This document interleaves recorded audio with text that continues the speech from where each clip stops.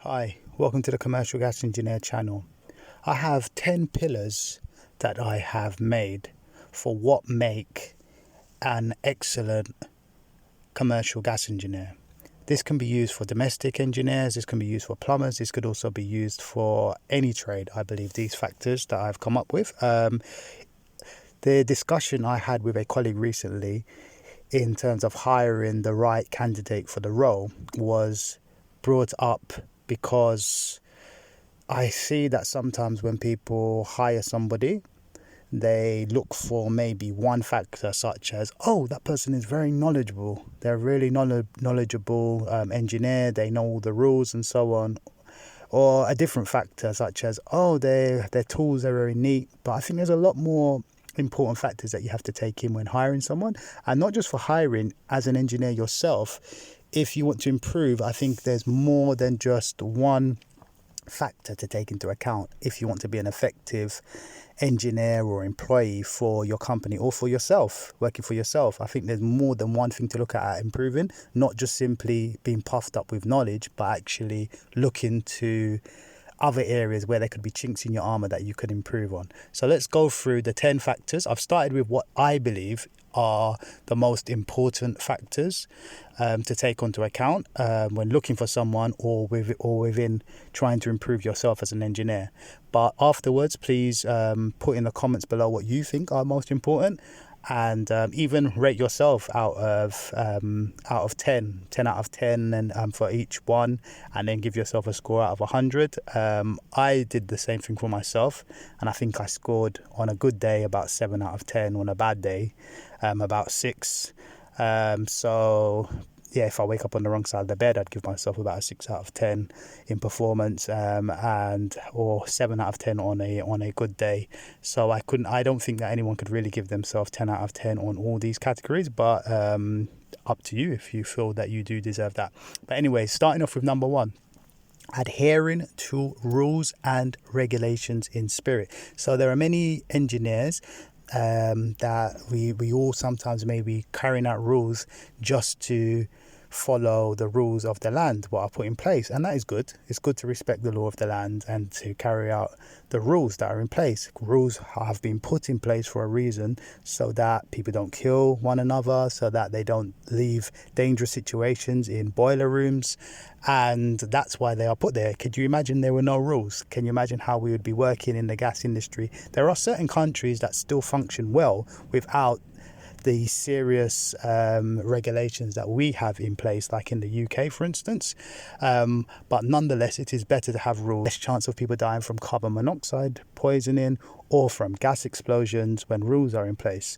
But what if the rules are just there and people still don't follow the rules? So the reason I wrote here, adhering to the rules in regulations in spirit, is simply because I think that it's important to carry out the rules not just when one is filming, not just when people are watching, or not just when you can get caught, but actually carrying out the rules because you believe in the rules, you understand the rules, and you know the importance of why they're there, why they were put in place.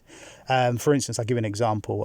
Mask wearing. Some people would, during the COVID situation, we're still kind of in it here in the UK. There's still cases.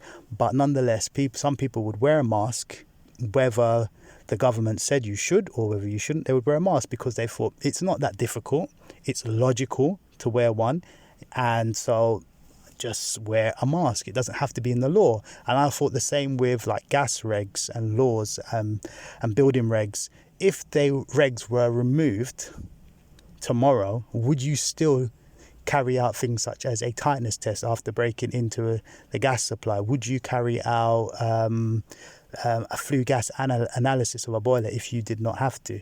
Those kind of things, knowing why the law is there, would you still be interested in carrying the law out in spirit?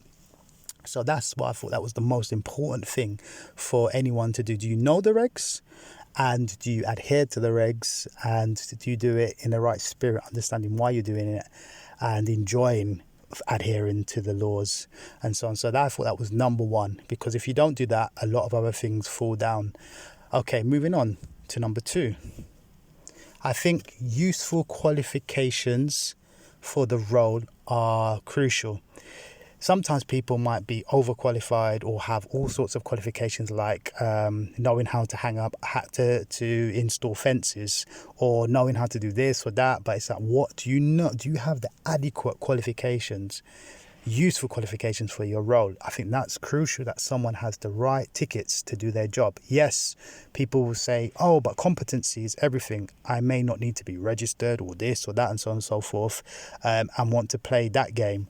But ask yourself, can I go about making sure that I'm fully qualified to carry out what work I'm doing, and do I have the knowledge? Because sometimes as well, qualifications, you can have qualifications for absolutely everything, but you may not have any experience. You could be an electrician, for example, but you may not actually know much or have much experience as an electrician. So it's important to have useful qualifications and actually be able to do what the ticket says you're able to do. But I think when you're looking for a candidate, they should have the right qualifications, and also in yourself, you should always be trying to get more skills, more qualifications, and not just getting the ticket for the sake of the ticket, like going to a training center and they just give you a qualification, but actually trying to learn whilst you're on that course. So that's something to look for in people. Do they have the qualifications, and do they actually know how to carry out what it says they can carry out? Experience. I think the right experience for the role is crucial. This is very crucial. I think it's almost as important as the right qualifications. Experience is everything. They say experience is the mother of wisdom. You must have experience. Just having qualifications is not enough. I would much rather hire somebody who has the right experience but has less qualifications than another person, because qualifications can be attained quite quickly if the person has the capacity to take things on and to go to a course and learn and pass. But experience can take years for someone to get, and experience is very important. A person has to have the right experience for the specific role at hand. So we always must look to say, and also it has to be the right experience. Sometimes you may hear somebody say, oh, I've got 30 years experience in the plumbing industry or the gas industry, and another person may show up to an interview and say, oh, I have 5 years of experience. But the person who had 30 years of experience might only have experience servicing or only experience installing. And the other person who's only got 5 years experience in the job interview may say, oh, I've been doing install work, breakdowns, and to a high level, and that person has been switched on throughout and has been learning and taking on. They've got the right experience. Sometimes someone could have experience, but they're not actually interested in growing, and they may not be the right candidate for the role. So when you are looking at yourself, also ask yourself, do I have the right experience? Am I learning things that I need to know to make me better and more effective, more productive at my job? Okay, another factor, number 4, is communication with office and customers. I think communication is very important. You need to be able to not only be able to speak the language of the country that you're working in well, but you need to get the right communication across. You need to give your office the information, and only the information that they need, in order to move things forward for further work and so on. And if you are not involved in the work afterwards, whoever picks up the work after can continue where you left off, and they've got all the part details required, all the information, any difficulties that are going to be faced when somebody else goes there or yourself to carry out the work. They need to know how much time it's going to be, and so on and so forth, materials, and not having to chase you for information. Also, customers, are they good with the customer? Do they update the customer with the information that the customer needs to know, the client, on site? Do they say to them, okay, so your boiler was repaired, it's a temporary repair, but we need such and such, and so on. It's all working well, and so on. They give them the information required, and they're friendly, polite with the client, and can speak to them well. That's the sort of person you need. And the person also needs to be able to speak well with their work colleagues as well, not just with the office, but they need to be able to communicate well with their colleagues and so on, and tell them what is needed. Not afraid to pick up the phone, not afraid to contact them, and have a good rapport. Next, okay, a team player for colleagues.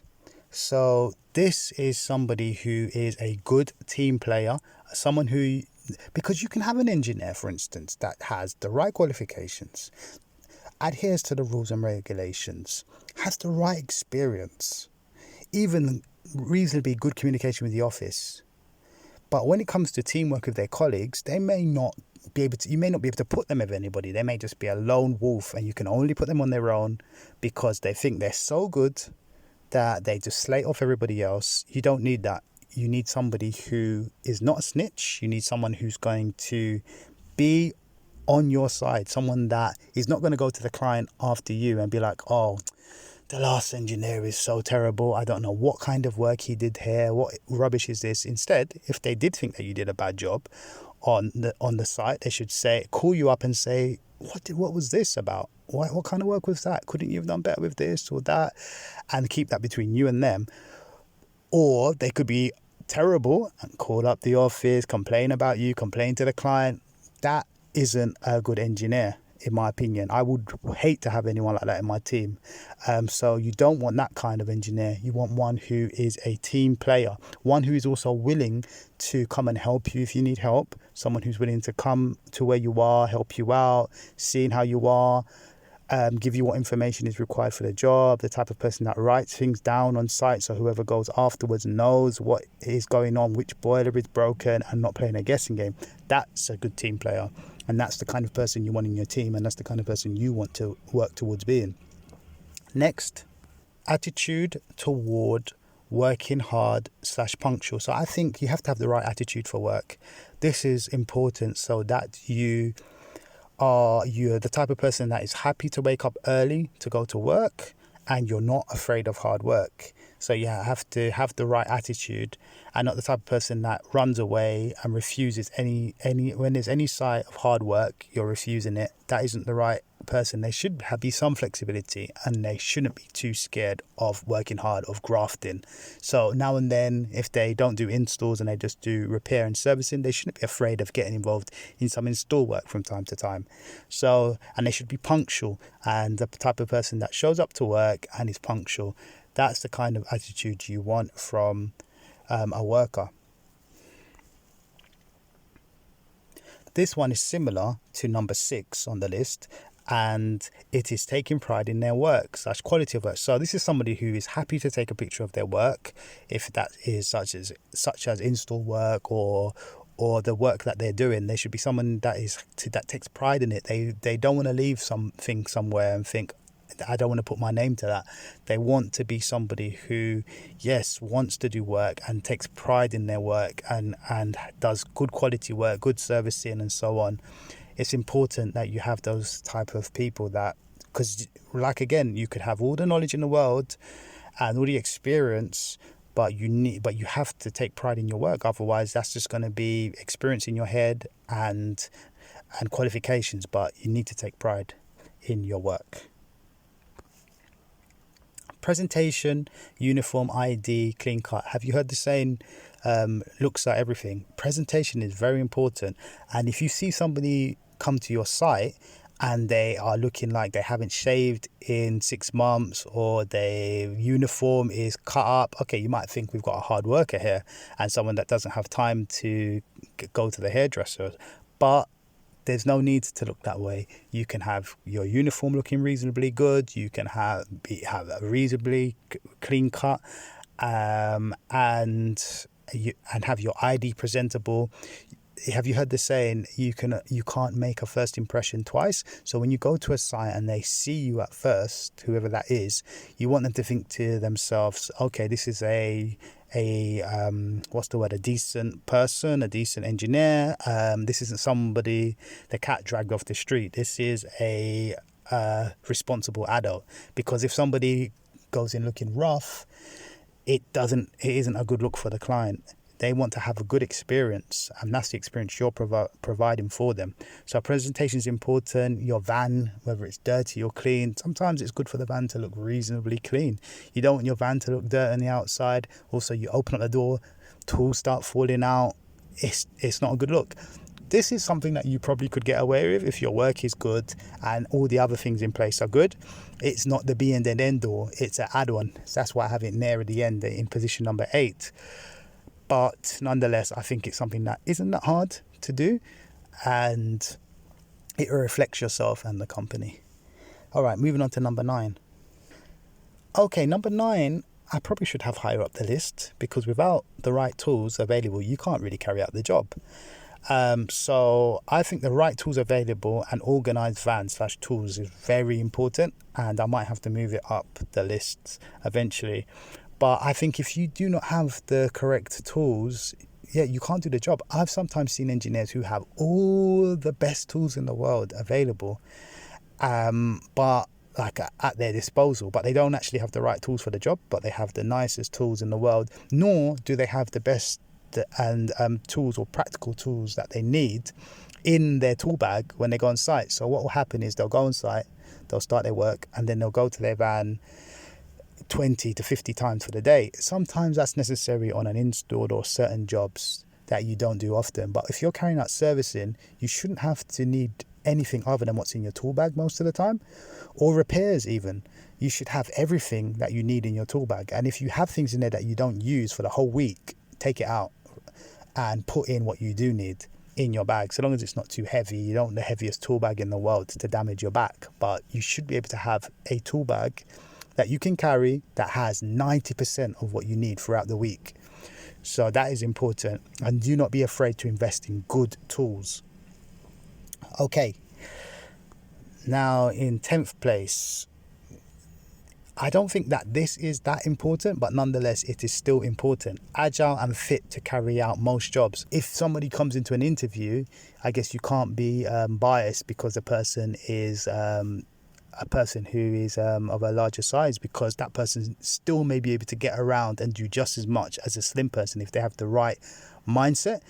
But nonetheless, you want somebody who is strong and fit to carry out work, because it's not going to go down well if the person is falling asleep or is tired or is lazy. But looks can be deceiving, and just because somebody doesn't look like they are the fittest or strongest person in the world, you could be mistaken, and they could actually be very fit and agile for their work. So you can't always judge a book by its cover and see someone and think, oh, this person is big, I don't know if they'll be able to do their job, they don't look like an athlete, because you could end up with an athlete that is the laziest person, and all they do is spend all their time in their gym burning out their energy, but they're not willing to burn 1 calorie when they're at work doing any work. So watch out for that. Okay, those are my top 10 things that I believe, my top pillars of the right person to hire for a job, and also the right things to look for out in yourself and to judge yourself with, to see if there are any chinks in your armor to make you more effective, whether it's working for yourself or for a company. But nonetheless, it's important to improve. Okay, thank you for joining me. Please leave comments in the section below for what you think about my 10 pillars of what makes a good engineer or plumber or a tradesman, and what you think I missed out, or what you think is not important, or what you think is important. All right, thank you for joining me. Until next time, bye.